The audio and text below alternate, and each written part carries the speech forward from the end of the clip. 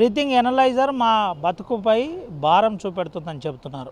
మా ఉద్యోగాలే పోగొట్టే కుట్ర చేస్తున్నారని చెబుతున్నారు. ఇక్కడున్న బ్రీతింగ్ ఎనలైజర్ సరిగ్గా పనిచేయట్లేదు.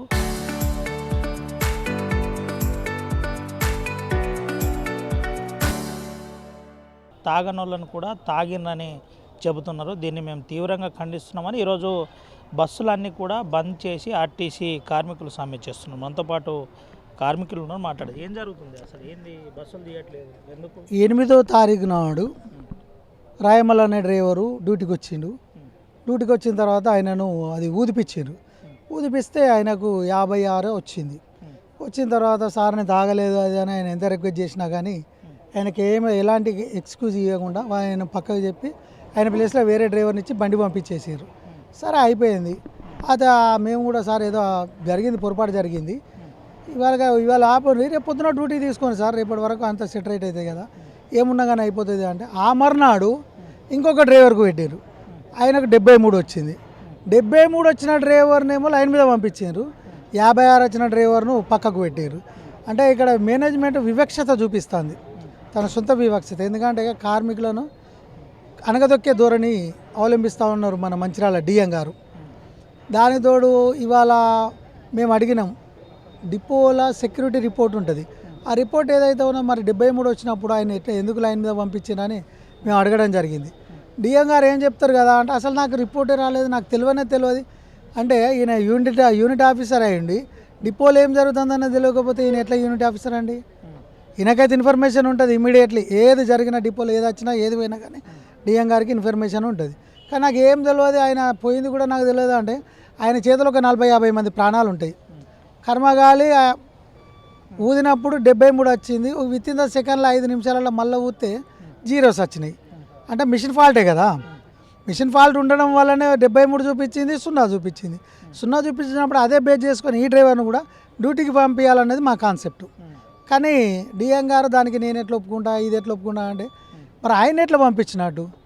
ఆయన పంపించిన ఎట్లా అంటే, ఇప్పుడు మళ్ళీ వచ్చిన తర్వాత ఆయనకు డిఎస్ పెట్టింది. అంటే డిఎం గారు కావాల్సుకొని కప్పును తప్పిపుచ్చుకోవడానికి ఆయన డిఎస్ పెట్టిండంటే దీంట్లో డిఎం గారి ప్రమేయం చాలా ఉన్నది. ఎందుకంటే డిఎం గారికి తెలిసి ఆ 73 డ్రైవర్ను పంపించడం జరిగింది. ఇప్పుడు ఎనలైజర్ ప్రాబ్లమా? ఎనలైజర్ అధికారులది కొంత ఉన్నది. ఎనలైజర్ 90% ఎనలైజరే ఉన్నది. ఎనలైజర్ ఎందుకంటే ఇప్పుడు ఒక డ్రైవర్కు 73 వచ్చి విత్ ఇన్ ద 5 minutes లోపలనే మళ్ళీ 0s రావడం అనేది దానివల్లనే అర్థమవుతూ ఉన్నది. ఎందుకంటే రస్తా మొత్తానికే రావాలి, ఏంటిది మొత్తానికే రాకుండా ఉండాలి. లేదు ఆయనకు వచ్చినప్పుడు సెకండ్ టైం 50% అన్న రావాలి. అది కాకుండా 0s వచ్చిందంటే దెన్ అది టోటల్లీ మిషన్ ఫాల్ట్. ఆ మిషన్ ఏం చేస్తుంది, డ్రైవర్ కండక్టర్లతో ఆట ఆడుకుంటుంది.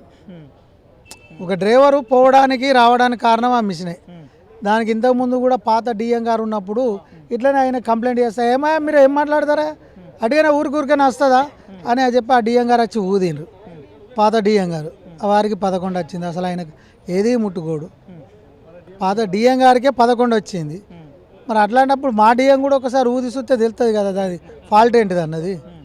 ఆయన ఒక యూనిట్ ఆఫీసర్, కథాకారకన మా అందరికి పెద్ద, ఆయన కూడా ఊతే దాన్ని ఏందన్నది తెలుస్తుంది. పాత డిఎం గారు ఊదంటే అది మిషన్ తప్పు ఉన్నదని చెప్పి ఇమ్మీడియట్లీ దీన్ని రిపేర్ చేపిరని చెప్పి ఎవరికి పెట్టదు డ్రైవర్లకు, ఎందుకంటే వారు పుట్ట మీద కొట్టినట్టు అవుతుంది అని చెప్పి వారు అర్థం చేసుకున్నారు. దాన్ని ఆపేసారు. మళ్ళీ మొన్నటి నుంచి స్టార్ట్ చేసారు.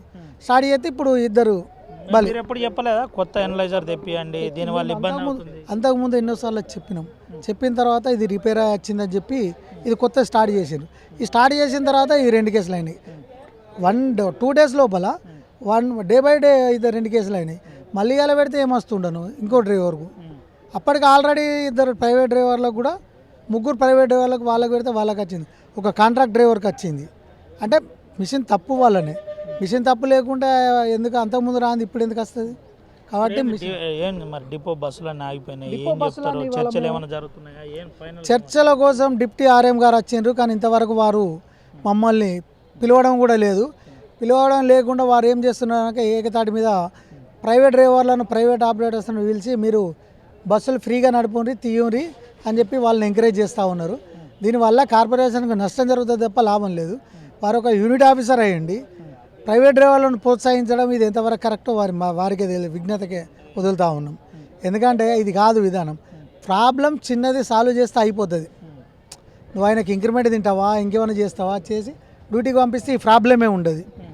ఆయనకి ఏది లేకుండా మేము మిషన్ తప్పు అంటున్నారు, మళ్ళీ ఇంక్రిమెంట్ అంటే ఇంకా అంటాను కాదు, మిషన్ తప్పు, కానీ డ్రైవర్ని తీసుకోవడానికి సరే ఆయనతో పొరపాటు జరిగింది అనేది మీరు అనుకుంటారు కాబట్టి ఆయనకేదో చిన్న పనిష్మెంట్ ఇచ్చి డ్యూటీ ఇవ్వండి అని చెప్తా ఉన్నాం. ఆయన మొత్తం కడిగేస్తే పిల్లలు రోడ్డు మీద పడతారు. చిన్న పనిష్మెంట్ ఇచ్చి డ్యూటీ ఇవ్వండి అని చెప్తా ఉన్నాం. దాంట్లో తప్పలేదు కదా. ఎందుకంటే ఒక డ్రైవర్ను కోల్పోయిన వాళ్ళ ఇవాళ రిటైర్మెంట్ అవుతూ ఉంటే ఉన్నోళ్ళ పని భారం అంతా మా మీద పడుతూ ఉన్నది. దానికి తోడు ఈ బీదల తోటి ఇట్లా నష్టం జరుగుతూ ఉన్నది. కాబట్టి ఏది ఉన్నా కానీ ఎంత తొందరగా అయితే అంత తొందరగా వీళ్ళు దాని మీద ఇది చేసి డిప్టీ ఆర్ఎం గారు వెంటనే పిలిచి చర్చలు జరిపి ఈ ప్రాబ్లం సాల్వ్ చేయాలని కోరుతున్నాం. ఏం చెప్తావు బాబు? ఎనలైజర్ మీద ఏం చెప్తావు? ఇది ఒకటేనండి, మాకు ఈ బ్రీతింగ్ అనేది పక్కకు పెట్టేయాలి. ప్రతి ఒక్కరికి బాధ్యత అనేది ఉంటుంది, బరువు బాధ్యత ఉంటుంది. భార్య పిల్లలు అందరికీ ఉన్నారు, వీళ్ళకే కాదు మాకు కూడా ఉన్నారు. మాకు కూడా భయం అనేది ఉంటుంది ఒక డ్యూటీ చేస్తున్నాం అంటే. ఈ ప్రస్తుతానికైతే ఈ మిషన్ పనిచేస్తలేదు, ఆ మిషన్ తీసేయాలి, కొత్త మిషన్ ఇవ్వాలి. మా ఆవేదన అదే ఒకటే, ఏం ప్రాబ్లం లేదు. మేము ఎవరైనా తాగి వస్తలేము, మేము తాగి రాకున్నా కానీ ఆ బ్రీతింగ్ మిషన్ పని చేయకపోవడం వల్ల ఈ వస్తుంది, దాన్ని తీసిపారేయాలని మా యొక్క చెప్పన్న. ఏం చెప్తారు? బ్రీతింగ్ ఎనలైజరే ఈ వాటికి సమ్యక్ కారణం దానికే కారణం. అది వెంటనే దాన్ని మార్చాలి. తనువును కూడా డ్యూటీలోకి తీసుకోవాలి. తీసుకున్న వెంటనే మేము విధిలోకి జాయిన్ అయ్యి మేము బస్సులు యథావిధిగా మేము బస్సులు నడుపుతాము. అంతేగాని అది చేయకుండా అన్ననికి ఇప్పుడు మిషన్కి వచ్చింది కదా, తను తీసుకోకుండా ఇట్లా బెదిరించి ఏదో చేయాలని వాళ్ళు చేస్తున్నారు. అయినా కూడా దానికి ఏం లేదు, అన్నని డ్యూటీకి తీసుకొని మా ఆయన వచ్చిన ఆయనని డ్యూటీకి తీసుకొని ఆయన డ్యూటీకి పంపించిన వెంటనే మేము బస్సులు తీస్తాం. ఈ మధ్య కార్మికులందరూ ఐక్యత పెరిగిపోతున్నట్టున్నది రోజు రోజు.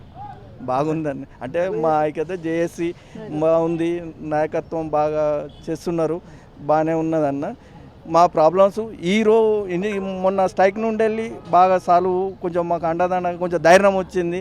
మేము కూడా బాగా ముందుకు వెళ్తున్నాం, డ్యూటీలు కూడా బాగానే చేస్తాం. కానీ ఇటువంటి బెదిరింపులు ఇవన్నీ ఇక చేద్దామని మునుపటి లెక్క చేద్దామని వాళ్ళు అనుకుంటున్నారు. కాకపోతే మా జేఏసీ యూనియన్ తరఫున మంచి గట్టి పట్టు ఉన్నది, దేనికైనా పోవడానికి సిద్ధంగా ఉన్నాం మేము. ఇది పరిస్థితి. బ్రీతింగ్ ఎనలైజరే ఈరోజు బస్సు బయటికి వెళ్లకుండా ఆపేసింది. ఆ ఎనలైజర్ సరిగా పనిచేయట్లేదు. చాలా కాలంగా ఎనలైజర్ ఇబ్బంది పెడుతుంది, తాగనోళ్ళను కూడా తాగినట్టు చూపెడుతుంది. దీనివల్ల మా ఉద్యోగాల భద్రత లేకుండా పోతున్నాయి, మాకు ఇబ్బంది అవుతుందని చెప్తున్నారు. ఒకవేళ వచ్చిన అధికారులు మాతో కూర్చుండి చర్చలు చేయాలి, నిజమేంటి అనేది అడగాలి. కానీ ఆ ప్రైవేటు డ్రైవర్లతో బస్సులు నడిపించే కుట్ర చేస్తున్నారు. దీన్ని మేము వ్యతిరేకిస్తున్నామని చెబుతూనే రానున్న రోజుల్లో ఈ అంశాలపై ప్రభుత్వం చొరవ తీసుకోవాలి. దీంతోపాటు అధికారులు వెంటనే ఈ సమస్యను పరిష్కరించే విధంగా చూడాలని ఆర్టీసీ కార్మికులు, ఆర్టీసీ డ్రైవర్లు, కండక్టర్లు చెబుతున్న పరిస్థితి కనబడుతుంది. Vote studio.